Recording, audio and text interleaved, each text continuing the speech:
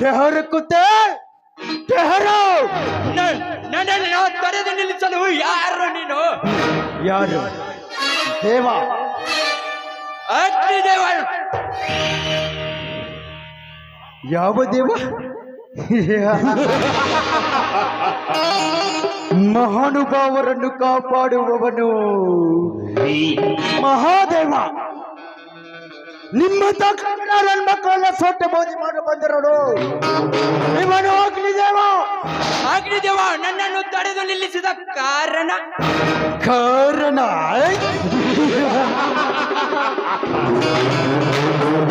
ನಿನ್ನನ್ನು ಹರ ಎನಿಸಿ ನಿನ್ನ ಪ್ರಾಣ ಪರಮಾತ್ಮನ ಪಾದಕ್ಕೆ, ನಿನ್ನ ಹೆಣ ನನ್ನ ಪಾದಕ್ಕೆ ಅರ್ಪಿಸಿಕೊಳ್ಳಲು ಬಂದಿದ್ದಾನೆ ಗಂಡು ಹುಳಿಗಳ ನಾಯಕ ಈ ಅಗ್ನಿದೇವ.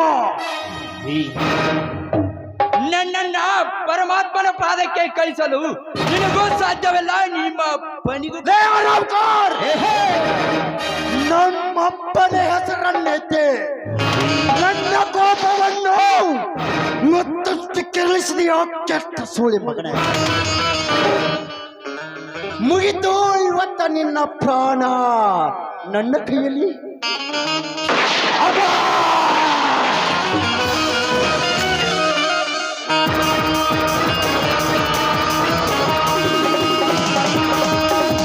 ಹೃದಯದ ಅಗ್ನಿ ಪರ್ವತದಲ್ಲಿ ದ್ವೇಷಯುತ್ತಿದೆ, ಸೇಡಿಗೆ ಸೇಡು ಎನ್ನುತ್ತಿದೆ. ಕಾಲಿನ ನನ್ನ ನೂಲಿನ ಗತೆಗೆ ಸಾಕ್ಷಿ ನುಡಿಯುತ್ತಿದೆ, ಸಂತೆಯ ಸುಳ್ಳು ಎನ್ನುತ್ತಿದೆ. ಆನಂದಿಸುವರ್ಯಾರು, ಆನಂದಿಸುವರ್ಯಾರು, ಆನಂದಿಸುವರ್ಯಾರು, ಆನಂದಿಸುವರ್ಯಾರು. ಅವಿತ ವೇಷ 2 ವರುಷ ಅಂದ ರೋಷ. ಈ ಪೃಥ್ವಿಯನ್ನೇ ಅಲ್ಲಕೊಳ್ಳಲು ಮಾಡಬಲ್ಲೆ, ಚುಕ್ಕಿ ಹೊಂದರವನ್ನು ಹಾಕಬಲ್ಲೆ, ತೇಜ ಪುಂಜವನ್ನು ಮುಷ್ಟಿಯಲ್ಲಿಡಿದು ಆಕಾಶರಥಕ್ಕೆ ಸೇಬಲ್ಲೆ. ಅಂದ ಮ್ಯಾಲ ನರಸತ್ತ ನರ್ಮರ್ದಗಳಾದ ಇಂಥವರ ಗತಿ ಹರಾಗತೆ.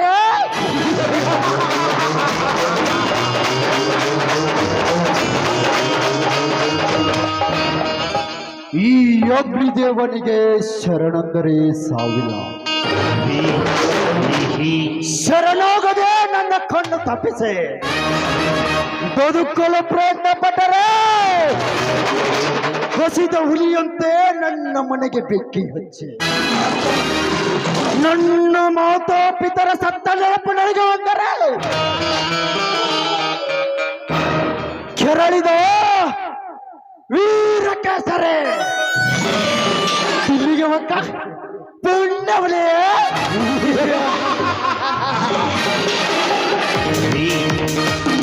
That is Surya Prakash Agnideva.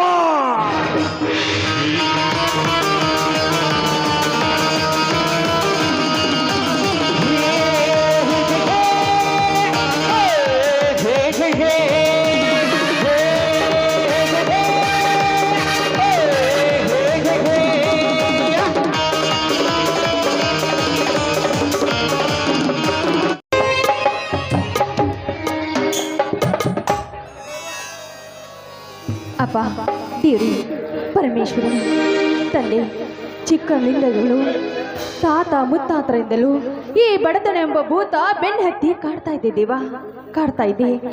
ಈ ಬಡತನದಲ್ಲಿ ನನ್ನ ತಂದೆ ತಾಯಿಯನ್ನು ಕಳೆದುಕೊಂಡು ಸತ್ತು ಸ್ವರ್ಗ ಸೇರಿದ್ರು.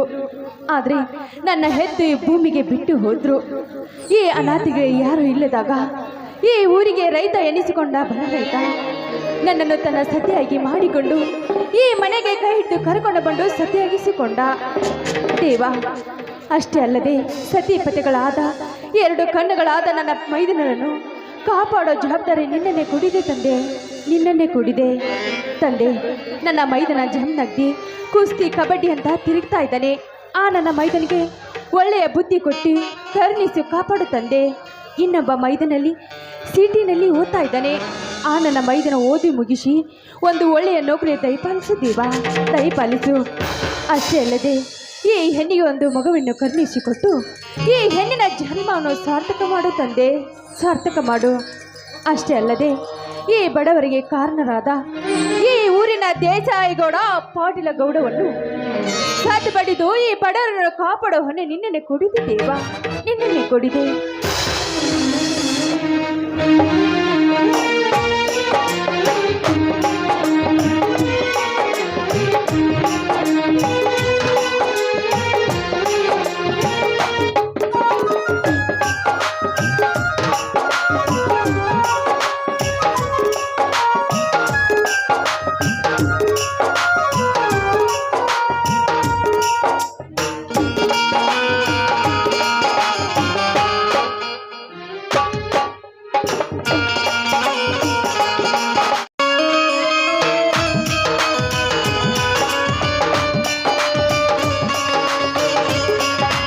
ನೇಗಿಲ ಹಿಡಿದ ಹೊಲದಲ ಹಾಡುತ್ತಳುವ ಯೋಗಿ ನೋಡಲ್ಲಿ ಹೊಲವನ್ನು ಬೇಸದ ಸುಖ ಕಳೆದರೆ ಕರ್ಮವಯ್ಯ ಪರಸಾಧನವು ಕಷ್ಟದ ದುಡಿ ಬಣೆತಾಗಿ ಸೃಷ್ಟಿ ನಿಯಮದೊಳಗವನೇ ಹೋಗಿ ಉಳುವ ಯೋಗಿ ನೋಡಲ್ಲಿ, ಉಳುವ ಯೋಗಿ ನೋಡಲ್ಲಿ.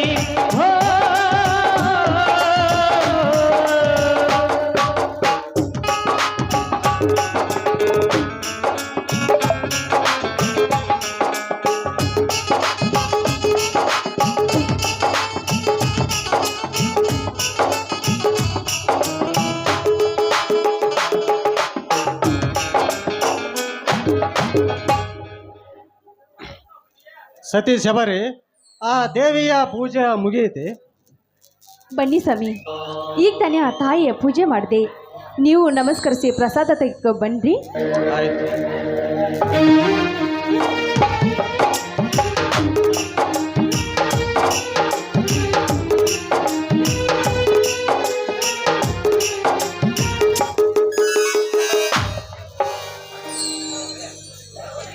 ಶಬರು, ನಮ್ಮೂರ ನಾಗಭೂಷಣ ಶಿವಯೋಗಿಗಳ ಜಾತ್ರೆಯ ನಿಮಿತ್ತವಾಗಿ ಹಮ್ಮಿಕೊಂಡಿರುವ ಜೋಡೆತ್ತಿನ ಚಕ್ಕಡಿಯ ರೇಸಿಗೆಂದು ಹೋದ ನನ್ನ ತಮ್ಮ ಜಮದಗ್ನಿ ಇನ್ನೂ ಬಂದಿಲ್ಲವೇ?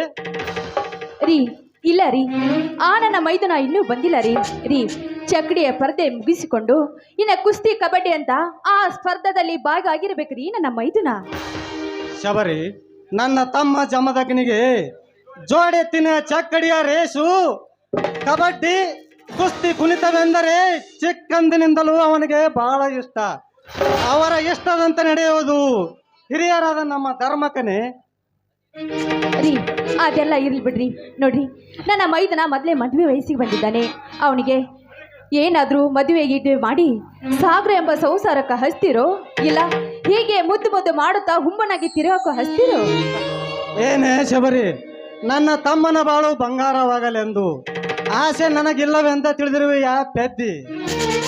20 ವರ್ಷ ತುಂಬಿ 21ನೇ ವಯಸ್ಸಿಗೆ ಕಾಲಿಡಿರುತ್ತವ ನನ್ನ ತಮ್ಮ ಈ ವರ್ಷ ಬರುವ ಸುಗ್ಗಿಯನ್ನು ಮುಗಿಸಿ ಅವನಿಗೆ ಎಲ್ಲಿಯಾದರೂ ಇದೇ ಊರಲ್ಲಿ ಒಂದು ಒಳ್ಳೆಯ ಸುಕನ್ಯೆಯನ್ನು ಹುಡುಕಿ ಮದುವೆ ಮಾಡಿದರೆ ಅಣ್ಣನಾಗಿ ನನ್ನ ತಲೆಯ ಮೇಲಿನ ಭಾರ ಸ್ವಲ್ಪವಾದರೂ ಕಡಿಮೆ ಆಗುತ್ತದೆ.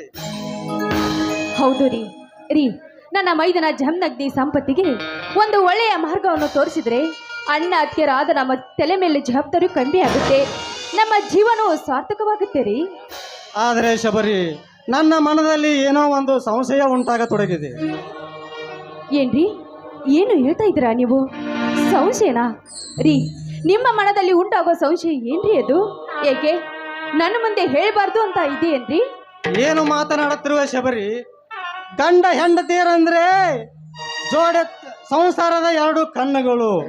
ಮೇಲಾಗಿ ಸತಿಪತಿಗಳಿಬ್ಬರು ಜೋಡೆತ್ತಿನ ಬಂಡೆಯ ಗಾಲಿಗಳಿದ್ದಂತೆ. ಅದರಲ್ಲಿ ಒಂದು ಗಾಲಿ ಕಳಚಿದರೆ ಬಂಡೆ ಮುಂದೆ ಸಾಗಲಾರದು. ಅದರಂತೆ ಆದರ್ಶ ಸತಿಪತಿಗಳಾದ ನಮ್ಮಿಬ್ಬರ ಭಾವನೆಗಳು ಒಂದಾದರೆ ಸಂಸಾರ ಸಸಾರ. ಅದರಂತೆ ನನ್ನ ಮೇಲೆ ಉಂಟಾದ ಸಂಶಯ ನಿನ್ನ ಮುಂದೆ ಹೇಳಿದೆ, ಮತ್ತಾರ ಮುಂದೆ ಹೇಳಲೆ ಶಬರಿ? ಮತ್ತೆ ಏಕ್ರಿ ಸಂಕೋಚ? ಅದೇನು ಉಂಟಾಗಿದೆ ಅಂತ ನನಗೆ ಹೇಳ್ರಿ. ನೋಡ್ ಶಬರಿ, ನಮಗಂತೂ ಮದುವೆಯಾಗಿ ಇಷ್ಟು ದಿನ ಕಳೆದರೂ ಮಕ್ಕಳಾಗಲಿಲ್ಲ. ಮುಂದೆ ನಮಗೆ ಮಕ್ಕಳಾಗದಿದ್ದರೆ ಸಂಪತ್ ಮತ್ತು ಜಮದಗ್ನಿ ನಮ್ಮಿಬ್ಬರನ್ನು ಚೆನ್ನಾಗಿ ನೋಡಿಕೊಂಡು ಜೋಪಾನ ಮಾಡಬಹುದು. ಸ್ವಾಮಿ, ಏನ್ರಿ ಇದು? 4 ಮಂದಿಗೆ ಬುದ್ಧಿವಾದ ಹೇಳುವ ನೀವು ನಿಮ್ಮ ಮನಸ್ಸಲ್ಲಿ ಇಂಥ ಸಂಶಯನ? ಬೇಡ ರೀ, ಇಂಥ ಅಪಶಕನ ಮಾತಿಗೆ ನಿಮ್ಮ ಮನಸ್ಸಿನಲ್ಲಿ ಉಂಟು ಕೊಡಬಾರ್ದು ರೀ, ಕೊಡಬಾರ್ದು ರೀ.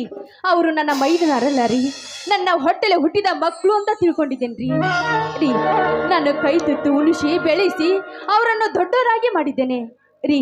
ಅವರು ನಮಗೆ ಎಂದಿಗೂ ಕೈಡೆ ಬೇಯಿಸಿದಿಲ್ಲ ಅನ್ನೋ ನಂಬಿಕೆ ನನಗಿದೆ ರೀ, ನನಗಿದೆ. ಶಬರಿ, ಆ ನಂಬಿಕೆ ಸುಳ್ಳಾಗಿ ಒಂದು ಎಳೆ ಕೇಡು ಬಗೆದರೆ? ಸ್ವಾಮಿ, ಏನ್ರಿ ಇದು? ಯಾವತ್ತು ಬರದ ಈ ನಿಮ್ಮ ಮಾತು ಇವತ್ತು ಬರ್ತಾ ಇದೆಯಲ್ಲ ರೀ. 9 ತಿಂಗಳು ಒಂದು ಮಗುವನ್ನು ಒಂದು ತಾಯಿ ಗರ್ಭದಲ್ಲಿ ಇಟ್ಟುಕೊಂಡು ಬೆಳೆಸಿ ಜೋಪಾನ ಮಾಡಿ ಆ ಮಗುವಿಗೆ ಜನ್ಮ ನೀಡಿ ಆ ಮಗುವನ್ನು ತೊಡಿ ಮೇಲೆ ಇಟ್ಟುಕೊಂಡು ಹಾಲು ಉಣಿಸುವಾಗ, ಆ ಮಗು ಆ ತೊಡಿ ಮೇಲೆ ಮೂತ್ರ ಮಾಡುವಾಗ ಆ ಒಂದು ತಾಯಿ ಆ ತೊಡೆಯ ಚರ್ಮವನ್ನು ತೆಗೆದು ಒಗೆಯೋಳೇನ್ರಿ? ಇಲ್ಲ, ಆ ಮಗುವನ್ನೇ ಕೊಂದು ಹೋಗುವಳ? ಇಲ್ಲ ರೀ, ಎಂದಿಗೂ ಇಲ್ಲ. ಅವರಿಬ್ಬರು ನನ್ನ ಮಕ್ಕಳಂತೆ ಜೋಪಾನ ಮಾಡಿದ್ದೇವೆ ನೋಡಿ. ಮುಂದೆ ಅವ್ರಿಗೆ ಬಿಟ್ಟಿದ್ದು ನಮ್ಮನೆ ಸಾಕುವ ಭಾರ, ನಮ್ಮನೆ ಗೌರವ ಭಾರ ಅವರಿಗೆ ರೀ. ಶಬರಿ, ನೀನು ನಿಜವಾಗಿ ಧರ್ಮದೇವತೆ, ನಿಜವಾಗಿ ಧರ್ಮದೇವತೆ ರೀ. ನಾನೇನು ಅಂತ ಮಹಾ ಕೆಲಸ ಮಾಡಿದ್ದೀನಿ ಅಂತ ನನಗೆ ಈ ಬಿರುದು ಕೊಡ್ತಾ ಇದ್ದೀರಾ? ಶಬರಿ, ಈಗಿನ ಕಾಲದಲ್ಲಿ ಮಲತಾಯಿಗೆ ಬಂದು ಮಕ್ಕಳನ್ನು ಪಿಸಾಸಿಯಂತೆ ಕಾಣುವ ಈ ಕಲಿಕಾಲದ 21ನೇ ಶತಮಾನದ ಕಲಿಯುಗದಲ್ಲಿ ಮೈದುನರನ್ನು ಮಕ್ಕಳಂತೆ ಕಾಣುವ ಈ ನಿನ್ನ ಹಿರಿಮೆ ಅಮೋಘವಾದದ್ದು ಶಬರಿ, ಅಮೋಘವಾದದ್ದು. ನನ್ನ ತಮ್ಮಂದಿರ ಮೇಲೆ ಎಷ್ಟೊಂದು ಪ್ರೀತಿ ಇಟ್ಟಿದೆ ಅಂತ ಪರೀಕ್ಷಿಸಲು ಈ ಥರ ಮಾತನಾಡಿದೆ. ನನ್ನ ತಮ್ಮಂದಿರು ವಿದ್ಯಾವಂತರು ಹಾಗೂ ಬುದ್ಧಿವಂತರು. ಅವರು ನಮಗೆ ಎಂದು ವಿರೋಧಿಗಳಲ್ಲ ಶಬರಿ, ಎಂದು ವಿರೋಧಿಗಳಲ್ಲ. ಹೌದು ರೀ, ಮುದ್ದಿನಂತ ನನ್ನ ಮೈದುನರು ರೀ. ಮೈದುನ ಬರೋ ಎಳೆ ಆಯಿತು, ನಾನು ಒಳಗಡೆ ಹೋಗಿ ಅಡಿಗೆ ಮಾಡ್ತೇನೆ, ನೀವು ಊಟ ಮಾಡ್ರಂತೆ ಬನ್ರಿ. ಶಬರಿ, ಬಾಯಲ್ಲಿ ಏನ್ರಿ ಅದು? ಇದೇ ಸಮಯದಲ್ಲಿ ನಮಗೆ ಒಂದು ಸಿಹಿ ಮುತ್ತಿನ ಕಾಣಿಕೆಯನ್ನು ಕೊಡಬಾರ. ಹೋಗ್ರಿ, ಇಂಥ ವಯಸ್ಸಿನಲ್ಲಿ ನಿಮ್ಗೆ ತುಂಟಾಟಿಕೆನಾ? ಹುಡುಗಾಟವಲ್ಲ ಶಬರಿ, ಸತಿಪತಿಗಳಾದ ನಮ್ಮಿಬ್ಬರ ಪ್ರೇಮ ಸಲ್ಲಾಪದ ಒಳನಾಟಿನ ಬಡಿದಾಟ. ಹೋಗ್ರಿ, ನನಗೆ ತುಂಬಾ ನಾಚಿಕೆ ಆಗುತ್ತೆ. ನಾಚಿಕೆ ಪಡಲು ನಾವೇನು ಹೊಸದಾಗಿ ಮದುವೆ ಆದ ಮದುಮಕ್ಕಳಲ್ಲ ಶಬರಿ. ಹೊರಹೊಮ್ಮಲಿ ನಿನ್ನ ಮಧುರ ಕಂಠದಿಂದ ಒಂದು ಪ್ರೇಮದ ಕಾಣಿಕೆ ಹಾಡಬಾರೆ ನನ್ನ ಕನ್ನಡದ ಕೋಗಿಲೆ. ಆಗ್ಲಿ ರೀ, ನಿಮ್ಮ ಆಸೆ ಏನೇ ಆಗ್ಲಿ. ನಿನಗಾಗಿ ನನಗಾಗಿ ನಿನಗಾಗಿ ನನಗಾಗಿ ಕೊನೆವರೆಗೂ ಬದುಕಬೇಕು. ನನ್ನೊಲವೇ ನೀ ಬಾರೆ, ನನ್ನ ಚೆಲುವೆ ಬಳಿ ಬಾರೆ, ಬಳಿ ಬಂದು ಸಿಹಿ ಮುತ್ತು ನೀಡು, ಸಿಹಿ ಮುತ್ತಿನ ಕಾಣಿಕೆ ನೀ ಬಾರ ನನ್ನ ಸನಿಹಕ್ಕೆ.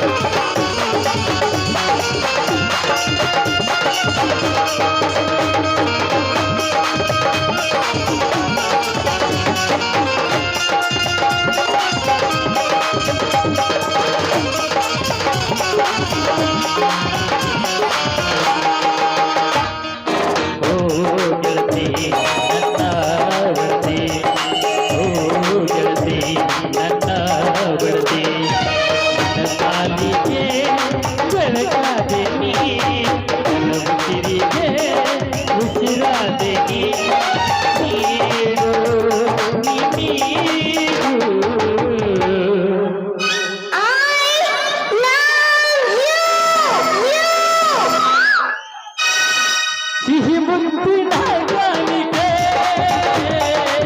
ಈ ಬಾರ ನನ್ನ ಸನಿಹಕ್ಕೆ ಸಿಹಿ ಮುತ್ತಿನ ಕಾಣಿಕೆ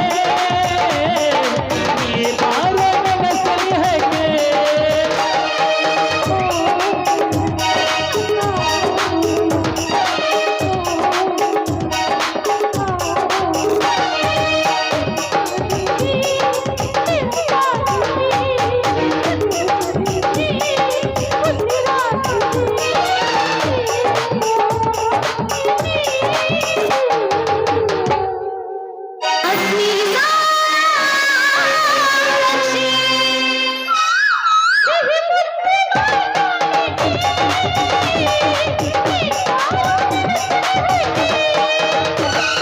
ಸಿಹಿ ಮುತ್ತಿನ ಕಾಣಿಕೆ ಈ ಬಾರ ನನ್ನ ಸನಿಹಕ್ಕೆ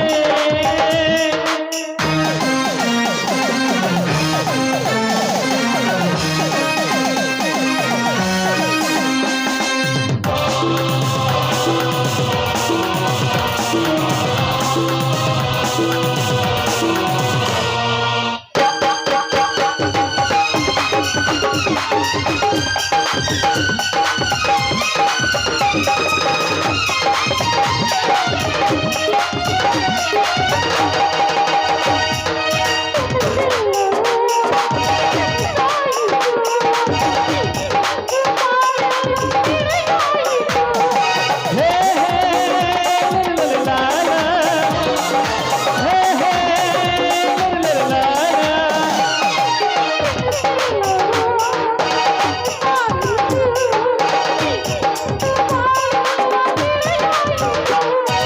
ನನ್ನಲವೇ ನೀತ ನನ್ನ ಸಲುವೆ ಬಳಿತ ಬಳಿ ಬಂದು ಸಿಹಿ ಮುತ್ತು ನೀಡು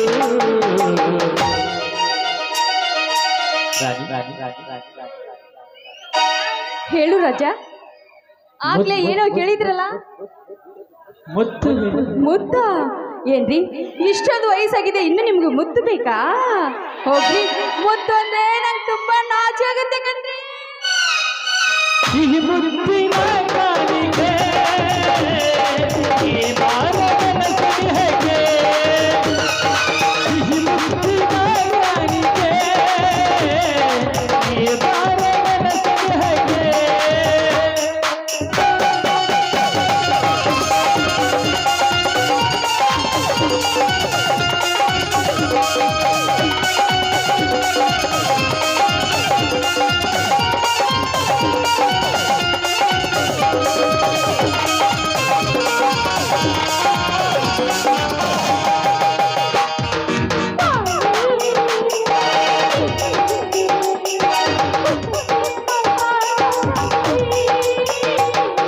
ಕರೆಗಿಳಿದು ಬಂದ ಸುರಲೋಕ ಸುರ ಸುಂದರಿ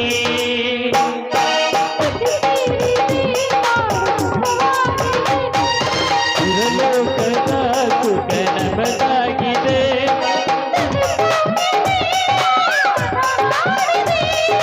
ಎದೆಗೋಗಿಲೆ ಇದು ಹಾಡಿದೆ ನಿನ್ನ ಜಗವ ಮರೆತು ಬಿರುವ ಸಿಹಿ ಮುತ್ತಿನ ಕಾಣಿಕೆ ಈ ಬಾರ ಈ ಬಾರ ಈ ಬಾರ ನನ್ನ ಸನಿಹಕ್ಕೆ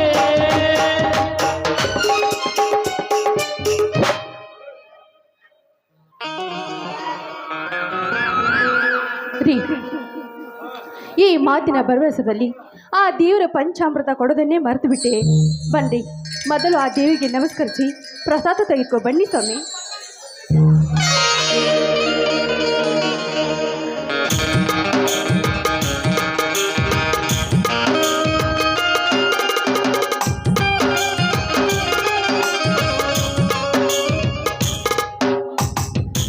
ರೀ ಏನ್ರಿ ಇದು ನಿಮ್ಮ ಅಂಗೈಯಲ್ಲಿ ಸುಟ್ಟಿದ ಗಾಯ ಸ್ವಾಮಿ ಏನಾದ್ರಿ ಅಂತ ಹೇಳಿ ಸ್ವಾಮಿ ಏನಾಯ್ತು ಗಾಬರಿ ಆಗಬೇಡ ಶಬರಿ, ಗಾಬರಿ ಆಗಬೇಡ.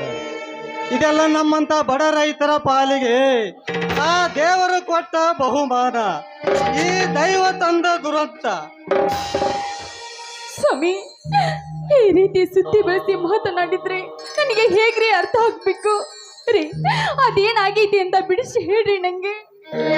ಗಂಡನೇ ದೇವರೆಂದು ನಂಬಿ ಪೂಜಿಸುತ್ತಿರುವ ಹೆಣ್ಣು ಬಾಲೆಯಾದ ನಿನ್ನ ಮುತ್ತರ ನಿಜ ಸಂಗತಿನೇ ಹೇಳದೆ ಮತ್ತಾರ ಮುಟ್ಟಕ್ಕೆ ಹೇಳಲೆ ಶಬರಿ.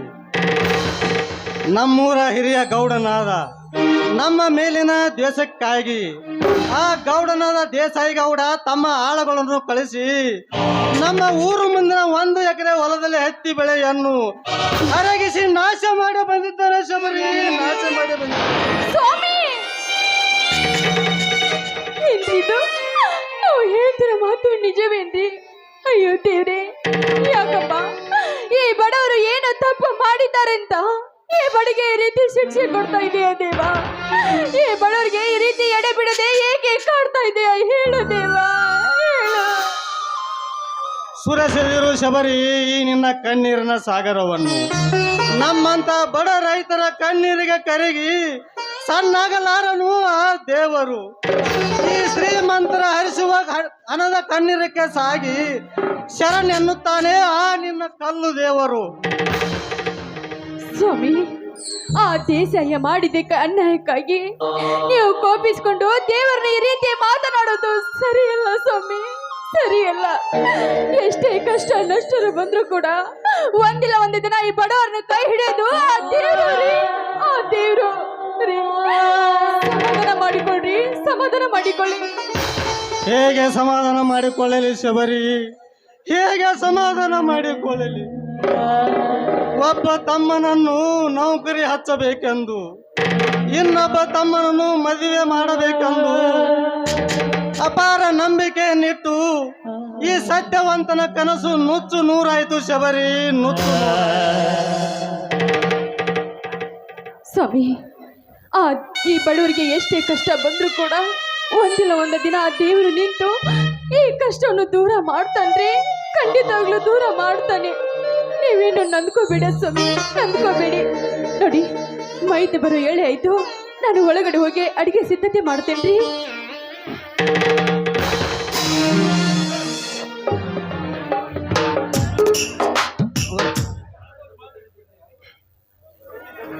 ಸರಿ ಶಬರಿ, ನನಗೊಂದು ಮಾತು ನಡೆಸಿಕೊಡುವೆ. ರೀ, ಒಂದೇ ಮಾತೇಕ್ರಿ, 10 ಮಾತು ಹೇಳಿ ಸ್ವಾಮಿ. ಆ ಮಾತನ್ನು ನಾನು ಖಂಡಿತವಾಗ್ಲೂ ನಡೆಸಿಕೊಡ್ತೀನಿ.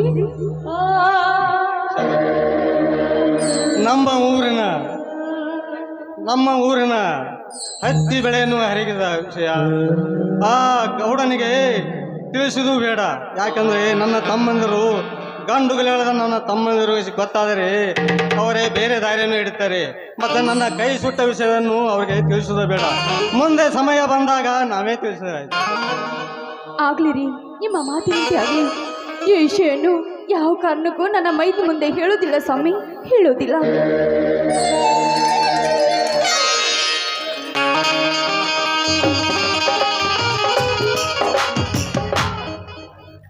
ಅಣ್ಣ, ಅತ್ತಿಗೆ. ಬಾ ಸಂಪತ್, ಈಗ ಬಂದೆಯಾ? ಹೌದಣ್ಣ, ಈಗ ಬಂದೆ. ಬಾರಪ್ಪ ನನ್ನ ಮುದ್ದಿನ ಮೈದಿನ, ನಿನ್ನ ಪರೀಕ್ಷೆ ಹೇಗಾಯ್ತು? ಪರೀಕ್ಷೆ ಚೆನ್ನಾಗೇನೋ ಬರ್ದಿದ್ದೇನೆ ಅತ್ತಿಗೆ, ರಿಸಲ್ಟ್ ಕೂಡ ಬಂದಿದೆ. ಸಂಪತ್, ಈ ಸಲ ನಿನ್ನ ರಿಸಲ್ಟ್ ಏನಾಯ್ತಪ್ಪ? ಅಣ್ಣ, ಧರ್ಮ ದೇವತೆ ಆದ ನಿನ್ನಂತ ಅಣ್ಣ, ಸಾಧ್ವಿ ಆದ ನಮ್ಮಂತ ನಿನ್ನಂತ ಅತ್ತಿಗೆ, ನಿಮ್ಮಿಬ್ಬರ ಪರಿಶ್ರಮದಿಂದ ನಾನು ಈ ವರ್ಷವೂ ಕಳೆದ ವರ್ಷದ ಹಾಗೆ ಧಾರವಾಡ ಯೂನಿವರ್ಸಿಟಿಗೆ ಕಾಲೇಜಿಗೆ ಪ್ರಥಮ ಸ್ಥಾನ ಪಡೆದು ಶಿವ ಪಾರ್ವತಿರಂತ ನಿಮ್ಮಂತ ಮುಂದೆ ನಿಂತಿರುವೆ ಅತ್ತಿಗೆ.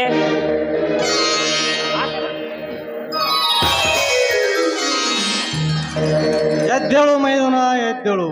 ಬಡ ಕುಟುಂಬದಲ್ಲಿ ಹುಟ್ಟಿದ ಕೋರಾಣಿನಾದರೂ ಮುಂದೆ ಕುಬರನಾಗುವ ಕಾಲ ಬಂದಾಯಿತು.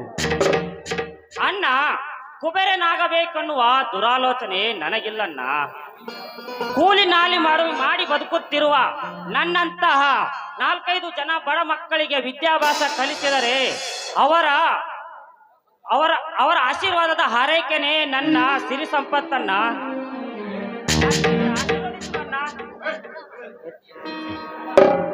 ಮೈದನ ಎದ್ದೇಳು ಮೈದನ ಎದ್ದೇಳು. ಈ ನಿನ್ನ ನುಡಿ ಕೇಳ್ತಾ ಇದ್ರೆ ನಿನ್ನ ಶಾಲೆ ಕಲಿಸಿದ್ದಕ್ಕೂ ನಮ್ಮ ಜನ್ಮ ಸಾರ್ಥಕವಾಯಿತಪ್ಪ. ಈ ನಿನ್ನ ಮಾತು ಕೇಳಿ ನಮಗೆ ಹೆಮ್ಮೆ ಅನ್ನಿಸ್ತಾ ಇದೆ. ಇರಲಿ ಅತ್ತಿಗೆ, ಇವತ್ತ್ಯಾಕೋ ಅಣ್ಣನ ಮುಖ ಕಂದು ಕಪ್ಪಾಗಿದೆಯಲ್ಲ? ಹಾಗೇನಿಲ್ಲಪ್ಪ, ಬಿಸಿಲಿನಲ್ಲಿ ಕೆಲಸ ಮಾಡಿ ಹೊಲದಿಂದ ಈಗ ಬಂದಿರುವೆ, ಅದಕ್ಕೆ ನನ್ನ ಮುಖ ಸಪ್ಪಾಗಿದೆಯಪ್ಪ, ಸಪ್ಪಾಗಿದೆ. ಹೀಗೋ? ಹಾಗಾದರೆ ಸೇಡಿಗಾಗಿ ಸಿಡಿದೆದ್ದ ಶಿವನಾಗ, ತಿಲ್ಲಿ ಹೊಕ್ಕ ಪುಂಡ ಹುಲಿ, ಜಗಮೆಚ್ಚಿದ ಮಗ, ಸೋಲಿಲ್ಲದ ಸರದಾರ, ಕುರುಬ ಹಚ್ಚಿದ ಕುಂಕುಮ, ರೌಡಿ ರಾಜ್ಯದಲ್ಲಿ ಬೆಳಗಿದ ರಾಯಣ್ಣ, ಈ ನಾಟಕದ ನಾಯಕ ಜಮದಗ್ನಿ ಎಲ್ಲಿರುವನೋ ಅಣ್ಣ? ಜಮದಗ್ನಿ, ಜಮದಗ್ನಿ! ಮೈದನ, ಕೂಗಿನವರ ಕೂಗಿನಲ್ಲಿ, ನೋಡಿದವರ ಕಣ್ಣಲ್ಲಿ, ಹನುಮನ ಅವತಾರ ನನ್ನ ಮೈದನ ಜಮದಗ್ನಿ. ಅಲ್ಲಿ ನೋಡಪ್ಪ, ನೆನೆಸಷ್ಟಲೇ ನನ್ನ ಮೈದನ ಬಂದೇ ಬರ್ತಾ ಇದ್ದ.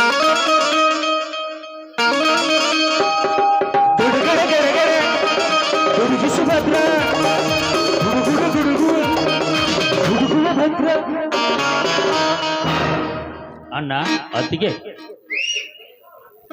ಮೈದನ ಬಾರಪ್ಪ, ಈಗ ಬಂದೇನಪ್ಪ? ಹೌದತ್ತಿಗೆ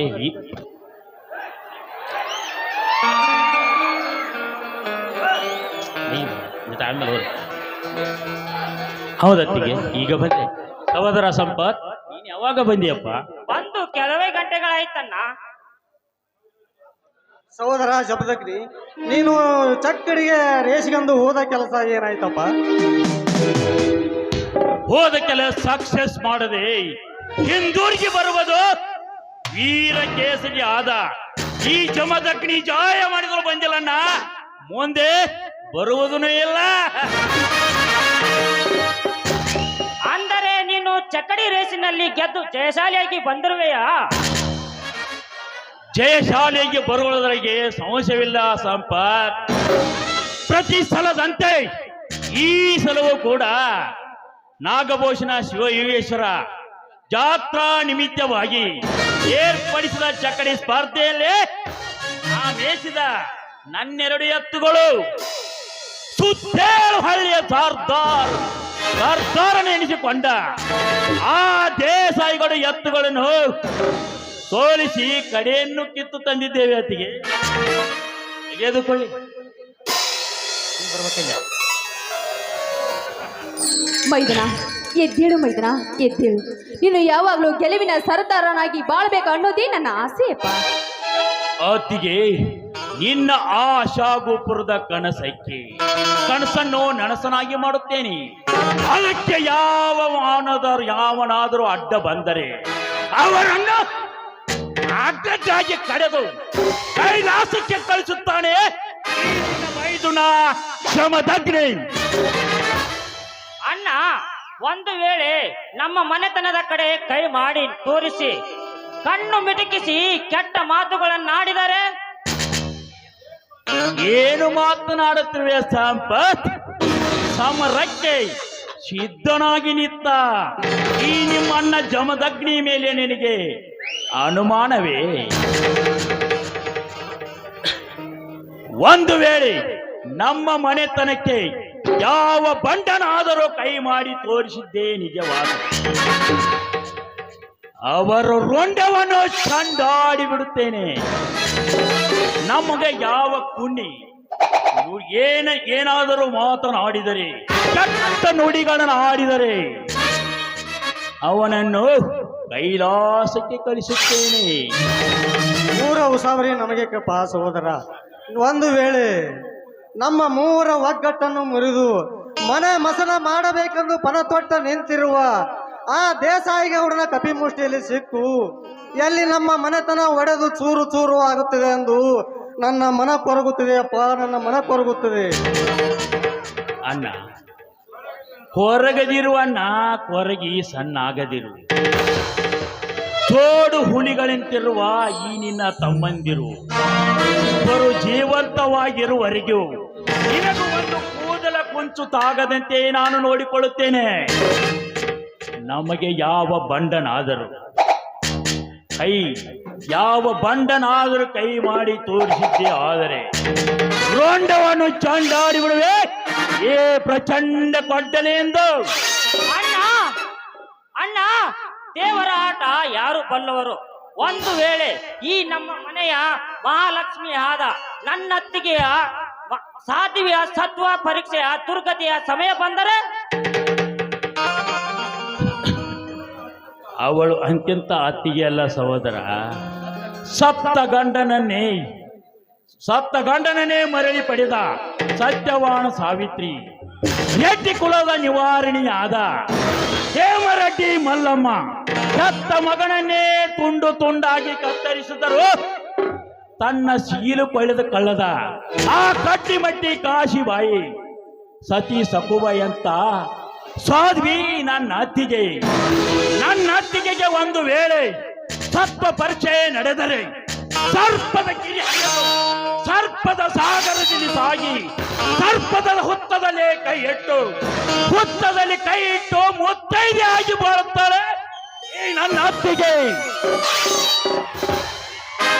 ಮೈದನ, ಈ ನಿನ್ನ ಪ್ರೀತಿ ನಂಬಿಕೆಯನ್ನು ನಾನು ಖಂಡಿತವಾಗ್ಲೂ ಉಳಿಸ್ಕೊಂಡು ಹೋಗ್ತೀನಿ ಮೈದನ.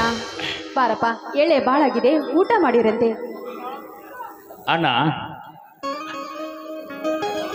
ಅಣ್ಣ ರೈಸಿನಲ್ಲಿ ಗೆದ್ದು ಬಂದ, ಸ್ಪರ್ಧೆಯಲ್ಲಿ ಗೆದ್ದು ಬಂದ ನಿನಗೆ ಬಹುಮಾನವನ್ನು ಕೊಡುದು ಮರೆತು ಬಿಟ್ಟೆ ಅಣ್ಣ, ತೆಗೆದುಕೋ.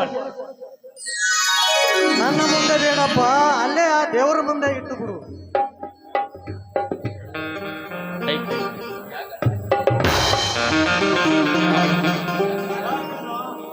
ಯಾಕಣ್ಣ ಸ್ಪರ್ಧೆಯಲ್ಲಿ ಗೆದ್ದು ಬಂದಿದ್ದು ನನಗೆ ಸಂತೋಷವಾಗಲಿಲ್ಲವೇ? ಸಂತೋಷವಿದೆಯಪ್ಪ, ಸಂತೋಷವಿದೆ. ಸಂತೋಷವಿಲ್ಲವೆಂದು ಯಾವ ಬಾಯಿಲೆ ಹೇಳಲಿ, ನನಗೆ ತುಂಬಾ ಸಂತೋಷವಿದೆ. ಆದರೆ ಎನ್ನುವ ನಿಟ್ಟುಸಿರಿನ ಮಾತೆ ಕಣ್ಣ. ಸಂಪತ್, ಇಂದು ಹೊಲದಲ್ಲಿ ಆ ದೇಸಾಯಿ ಗೌಡ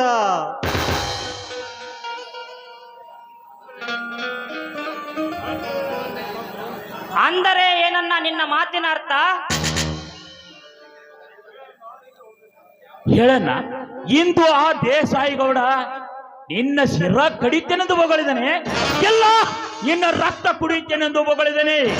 ಹೇಳಣ್ಣ, ಹೇಳು ಅಣ್ಣ, ಏನಾಯ್ತಂದು ಹೇಳಣ್ಣ. ಮೌನವಾಗಿ ನಿಲ್ಲಬೇಡಣ್ಣ ಈ ವಿಷಯದಲ್ಲಿ. ಅತ್ತಿಗೆ ನೀವಾದರೂ ಹೇಳಿ ನಿಜ ಸಂಗತಿಯನ್ನು. ಮೈದನ, ಅದು ನಿಲ್ಲು ಶಬರಿ, ನನ್ನ ತಮ್ಮಂದರ ಮುಂದೆ ನಿಜ ಸಂಗತಿಯನ್ನು ಹೇಳಬೇಡ. ಅತ್ತಿಗೆ, ನೀವೀಗ ನನಗ ನಿಜ ಸಂಗತಿ ಹೇಳದಿದ್ರ ನೀವು ದಿನಾಲು ಪೂಜಿಸುವ ಈ ಶ್ರೀದೇವಿ ಮೇಲೆ ಆನೆಯಾಗಿದೆ. ಅತ್ತಿಗೆ, ಆನೆಯಾಗಿದೆ. ಮೈದನ, ಹೇಳತ್ತಿಗೆ, ನೀವಾರು ಹೇಳಿ. ಹೇಳ್ತೀನಿ ಮೈದನ, ಹೇಳ್ತೀನಿ. ಆ ದೇಸಾಯಿ ಗೌಡ ನಮ್ಮ ವರಮಹಾಲಕ್ಷ್ಮಿ ಹತ್ಯೆಯನ್ನು ಹರಗಿ ನಾಶ ಮಾಡಿದನಂತಪ್ಪ. ನಮ್ಮ ಹೊಲ ಎಲ್ಲ ನಾಶ ಮಾಡಿದ.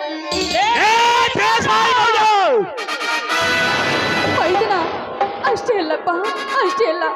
ಬೇಡ ಅಂತ ನಿಮ್ಮಣ್ಣ ತಡೆಯಕ್ಕೆ ಹೋದ್ರೆ ನಿಮ್ಮಣ್ಣನ ಕೈಯನ್ನೇ ಸುಟ್ಟು ಕಳಿಸಿದನಪ್ಪ ಪಾಪಿ. ಲೇ ದೇಸಾಯಿ ಗೌಡ, ನಾನಿಲ್ಲ ಸಮಯವನ್ನು ಸಾಧಿಸಿ ನಮ್ಮ ವರಲಕ್ಷ್ಮಿ ಹತ್ತಿ ಬೆಳೆಯನ್ನು ಹರಗಿ ನಾಶ ಮಾಡಿ ನಮ್ಮಣ್ಣನನ್ನು ಕೈ ಸುಟ್ಟು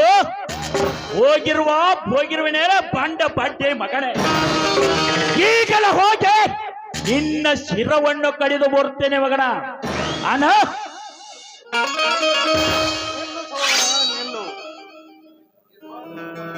ಕಾಲ ಬಂದಾಗ ನೋಡಿಕೊಳ್ಳೋಣ. ಹೀಗೆ ಸ್ವಲ್ಪ ಸಮಾಧಾನ ತೆಗೆದುಕೋ. ಹೇಗೆ ಸಮಾಧಾನ ತಂದುಕೊಳ್ಳಲಣ್ಣ, ಹೇಗೆ ಸಮಾಧಾನ ತಂದುಕೊಳ್ಳಲಿ?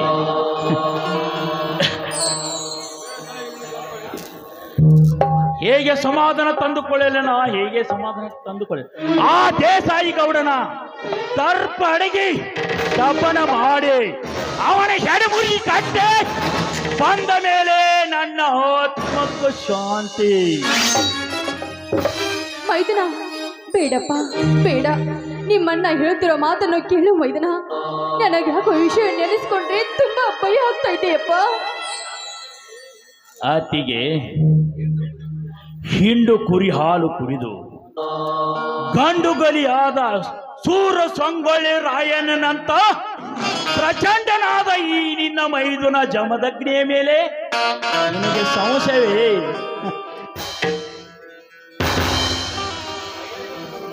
ಆ ದೇಸಾಯಿ ಗೌಡನೊಬ್ಬ ಸಾಕಷ್ಟು ಹಣವಿದ್ದ ಶ್ರೀಮಂತ, ಮೇಲಾಗಿ ದುಷ್ಟ. ಬಡವರಾದ ನಮಗೆ ಅವನ ಎದುರು ಹಾಕೊಳ್ಳೋದು ಸರಿಯಲ್ಲಪ್ಪ. ಅಣ್ಣ, ಆ ದೇಸಾಯಿ ಗೌಡನ ಹತ್ತಿರ ಹಣವಿರಬಹುದು ಅಷ್ಟೇ.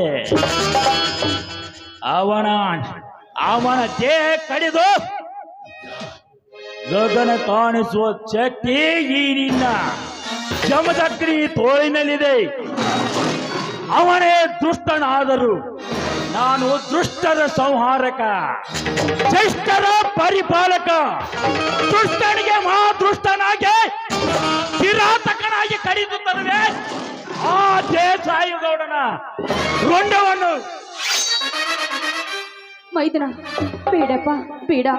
ಇಷ್ಟು ಹೇಳಿದ ಮೇಲೆ ನಿನ್ನ ಛಲವನ್ನು ನೀನೇ ಸಾಧಿಸ್ತೀನಿ ಅಂತ ಹೊರಟಿದ್ದೆ. ಆದ್ರೆ ಒಂದು ಹೆಜ್ಜೆ ಮುಂದಿಟ್ರೆ ನಿನಗೆ ನಿನ್ನ ಅತ್ತಿಗೆ ಮೇಲೆ ಆಣೆ ಆಗಿದೆ ಮೈದನ.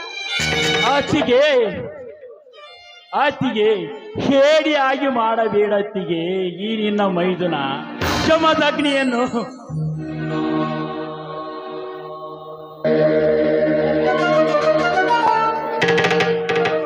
ಸಹೋದರ ಜಮದಗ್ನಿ, ನಿಮ್ಮ ಅಣ್ಣ ಅತ್ತಿಗೆಯರ ಮದುವೆಯಾಗಿ 8 ವರ್ಷ ಗತಿಸಿ 9ನೇ ವರ್ಷಕ್ಕೆ ಕಾಲಿಡುವ ಶುಭ ದಿನ.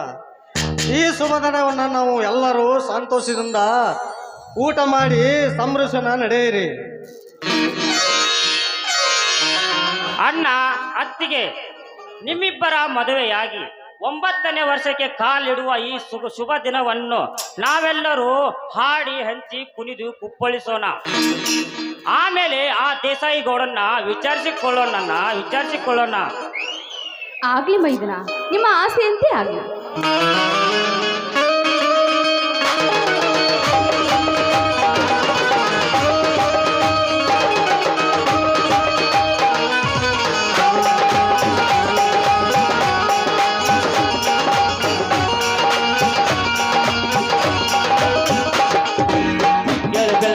ಅಂಗಳದಲ್ಲಿ ಎರಡಿದ ಪ್ರೀತಿಯ ಸಂಸಾರ, ದೇವರು ಕರುಣಾಚರಬೇಕು ಸ್ವರ್ಗವಿನಂತೆ ಸಂಸಾರ.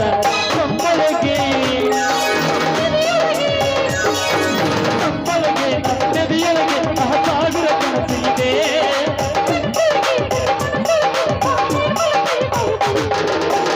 ಅಣ್ಣ ಇವರು